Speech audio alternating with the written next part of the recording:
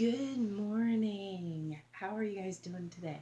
So, I hope you all are doing well and that you had a great vacation. And so, what we're going to do in history today and tomorrow is we're going to do just like a little review of what you have learned. The test is going to be next week, so you can start studying for that now. Also, your proposal is going to be due next week as well. So that's the things coming up. So today we're going to look at territories. What does it mean to be a territory? How many territories does the United States have? And we're going to start looking at the 4 territories that you should have already learned about. So, are you ready? All right, here we go. All right, so territories. The United States has 5 main territories that we are going to discuss in this chapter. A territory is not a state, okay? So states have gone through a process, their people have voted, they say, hey, we want to be a state. And then they vote, and then they bring it to Congress and say, hey, they want to be a state. And then if Congress says yes, then they become a state and they get their own little star on their flag, okay? So the last time this happened was with Hawaii. Hawaii is the 50th state, but nobody else has become a state. Puerto Rico at one point did vote, and they voted, nah, we're good, okay? So territories have a lot of rights as the United States, as a state does, but then they have a lot of things that they can't do, okay? So, a territory, the book said that you're allowed to go in and out of them without a passport, but I know that if you go to Guam, you have to have a passport when you want to come back. So I know that's not quite true for Guam. Then I was looking up stuff like on Puerto Rico, and it claimed that if you were a U.S. citizen, you could go to Puerto Rico without a passport. I don't know if that's true or not, because I don't know how old the video was. But for sure, Guam, you gotta have a passport. So that was one thing I found that wasn't quite accurate. So another thing that all territories get to have is they get the protection of the United States government. They're treated as government soil, kind of like an embassy is treated as government soil, United States government soil, no matter where they are in the country, the territories are treated that way. So say China goes and attacks Guam, that would be a problem because Guam is a U.S. territory. It would be like attacking the United States. So the United States would defend Guam. Does that make sense? Okay. Another thing is that they have the U.S. Postal Service. So if I want to send a letter to Guam, I just have to use our normal stamp. And I don't have to fill out any customs things, and I don't have to get special postage or anything because all the territories have U.S. Postal. I'm sorry, it's like 5 in the morning here. All right. Let's see what else. So, U.S. Territories, when you're born in a U.S. territory, some U.S. territories, you're considered a U.S. citizen. So, for example, if you're born in Puerto Rico, you're automatically a United States citizen. But some U.S. territories, if you're born, you're considered naturalized. So naturalized means like you couldn't ever run for president or things like that because our Constitution says you have to be a U.S. citizen born in the United States in order to be president of, in order to be president of the United States. Okay. So those are some differences.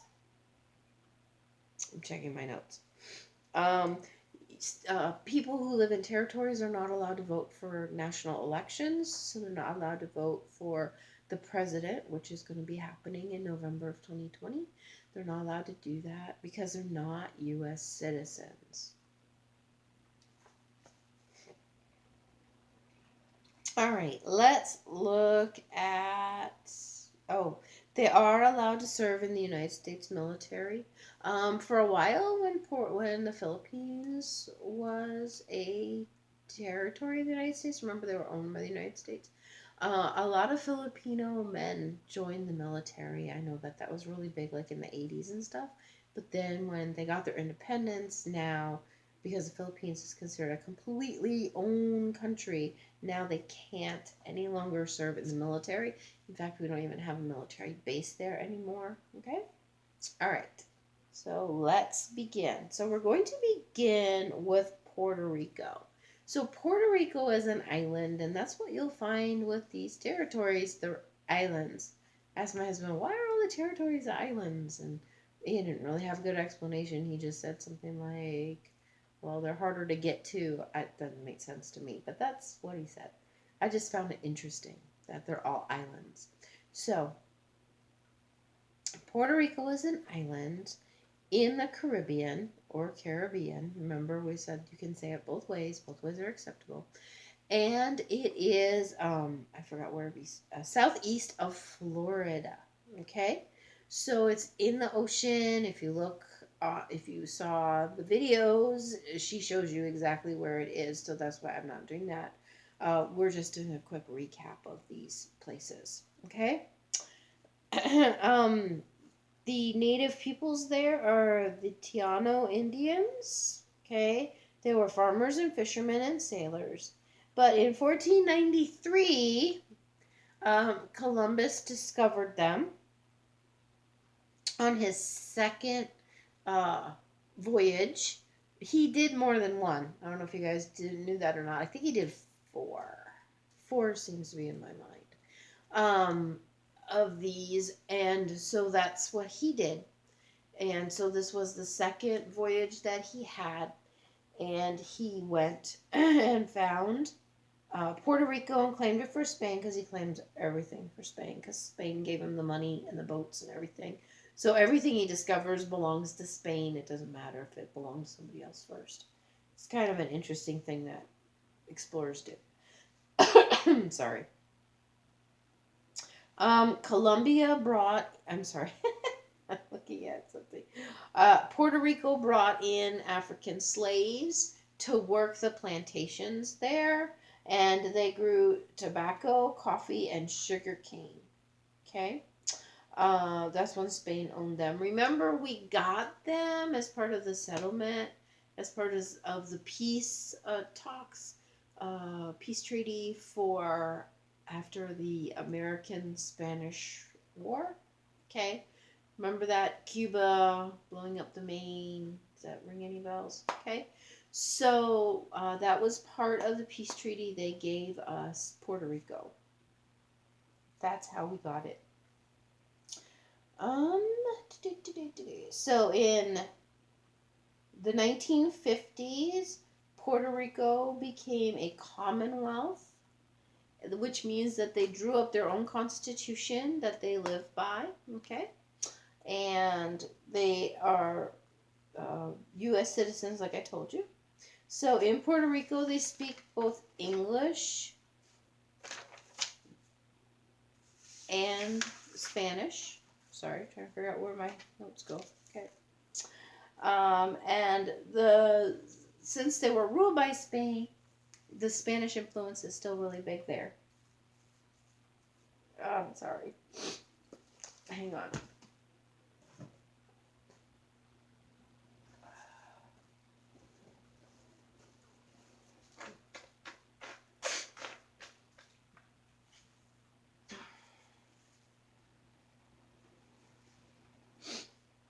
My allergies are like going today, so I'm sorry.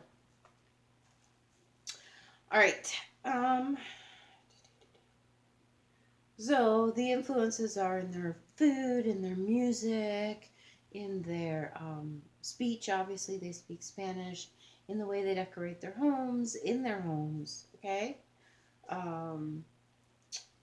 They do, however, have their own style of food. Puerto Rican food is a specific type of food preparation. Okay. Most of the people who live there today are either Taínos, Europeans, or Africans descent. Remember, their ancestors come from those places. The population is 3.5 million people.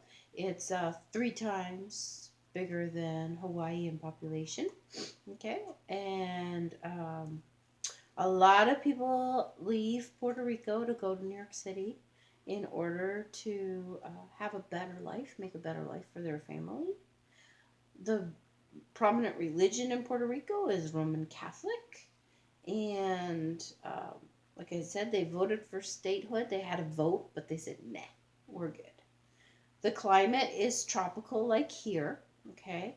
And the south coast is the rain shadow. So remember we talked about rain shadows when all the rain is dropped on one side of the mountain and the other side of the mountain doesn't get any. It's called a rain shadow. Do you remember that? I hope so.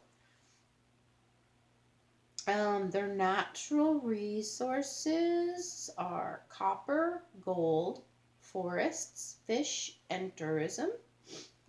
Um, their industry, I guess, tourism, yes. Their fauna is birds. They have a lot of birds. And a couple that were named in the book were cuckoos and pelicans and sandpipers. They have lizards and frogs. For their flora, they have orchids. They might have orchards, I don't know, but orchids and flowering trees. Oh, funny. Manufacturing. They manufacture electronics, medicine, and machines. Okay? Their favorite game, this was pretty interesting, is dominoes. They like to play dominoes. That doesn't mean setting them up and knocking them down. There's actually different kinds of games that you can play with dominoes. Okay? Like Chicken Foot, Mexican Train are two that I know about. But I'm sure there's tons of others that I don't. But those are two. Okay? So interesting fact is they have an island off of Puerto Rico that they call Monkey Island. And they actually call it Monkey Island because there's monkeys there. They took a bunch of Reese monkeys from India and they put them on the island. And then they are studying them. Nobody can go there except researcher scientist people because they're studying the monkeys and what they do and whatever. So that I just thought that was kind of interesting. So there's a monkey island that only has monkeys on it, no people, except when the researchers go there. Okay. So that is everything for Puerto Rico. Okay. Now we're going to go ahead and look at the U.S. Virgin Islands. Sorry. Okay, so U.S. Virgin Islands, again, it's an island. Actually, it's a group of islands, like Hawaii is a group of islands. And there's 3 main islands in the Virgin Islands that have most of the population, kind of like in Hawaii. There's lots of uninhabited islands. U.S. Virgin Islands is the same. There's a lot of uninhabited islands, but there are 3 main islands that most of the people live on, okay? So they are in the Caribbean Sea and they are east of Puerto Rico. So they're kind of close to Puerto Rico. So the 3 main islands are St. Thomas, St. John, and St. Croix. So when you read capital Croix, that's pronounced Croix. Okay? I don't know how you pronounce it when you read it, but that's how it's pronounced, St. Croix. All right, so the small islands that are around these bigger islands are called cays. Okay? I don't know why, but that's what they're called. All right? The Indians that lived there before are just a second, I gotta read my writing. Are the Caribs and the Arawaks. Okay, that always reminds me of like Star Wars. But the Caribs and the Arawaks were the Indians that lived there at the time. However, Columbus came there as well in 1493 and brought a lot of diseases with him and his men. that these two tribes had never seen before, and so they didn't have immunity, and a lot of them died. Those that didn't die actually escaped the islands because they were going to be put into slavery, and obviously they didn't want to be a slave. So there are actually no native peoples there today. All of them are gone. Okay, they went to other places or died. In the 1700s, Denmark took over these islands. Remember, Columbus came and claimed them for Spain, right? Because he claimed everything for Spain, because Spain paid for him to run around and claim everything for them. Okay? Um, but in the 1700s, Denmark took it from Spain. Remember, we talked about during the Spanish American War how Cuba was like the last Spanish colony that hadn't broken away. Remember, we talked about that, okay?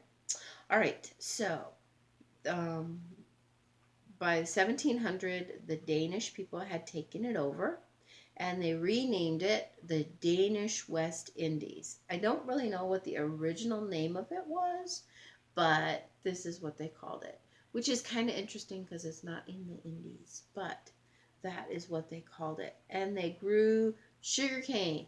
And guess what? Guess who they used to harvest their sugarcane and grow it and plant it? You're right.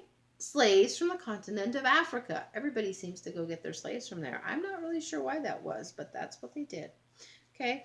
The U.S. ends up buying the islands in 1917. 1917, World War One, yes, started in 1914. So it's during the war, the Great War, remember, because they didn't know there would be a two. So they didn't call it World War One, they called it the Great War. So they go ahead, the United States buys it because they think it's strategic. That means it's in a good place to help the United States defend itself. So that's, what it is. So the U.S. military goes and stations itself there during World War One to protect the Panama Canal. Because if the Panama Canal closes, ships can't go easily from the Atlantic to the Pacific. They'd have to go all the way back around the South America like they used to do. So the Americans don't want the Panama Canal to fall into the hands of any other nation during World War One. So what they end up doing is they end up buying these islands to protect the Panama Canal. Okay?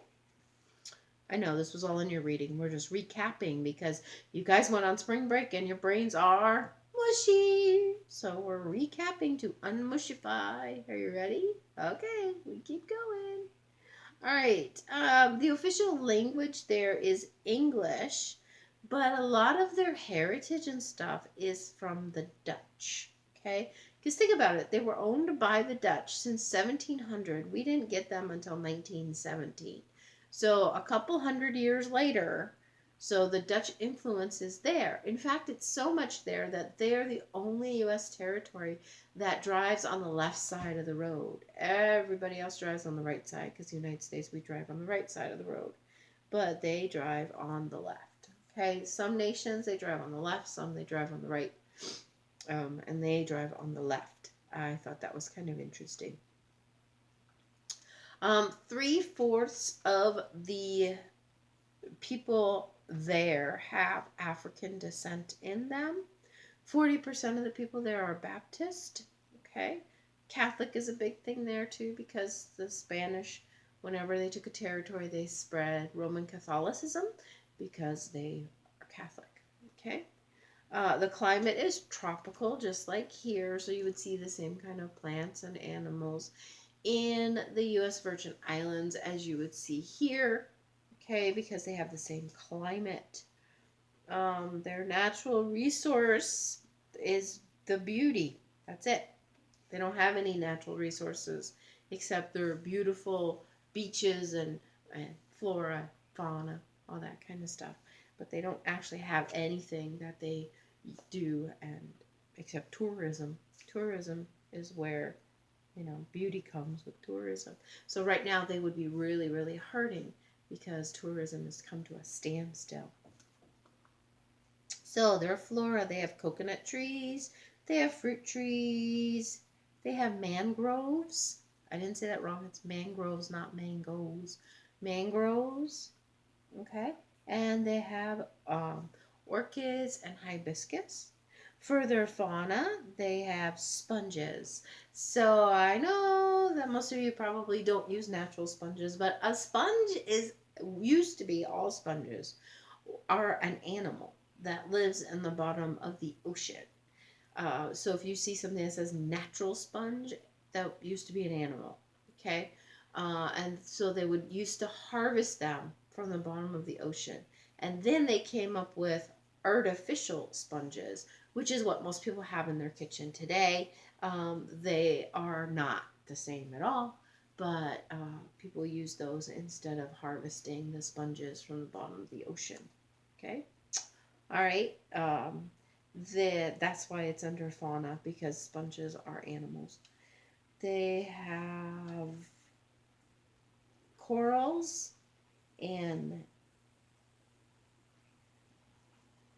urchins and sea stars, fish, and anemones.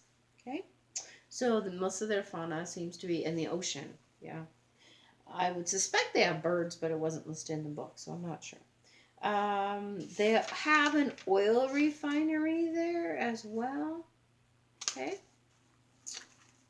And that is everything for today. I hope you enjoyed our recap of Puerto Rico and the U.S. Virgin Islands. Tomorrow we're going to look at Guam and the North Marianas. Okay? And then we'll be all caught up and we'll start our new week on Wednesday. And you'll read and finish this chapter. And then your test is going to be next week. So please work on that. All right? Thanks. See you later. Bye.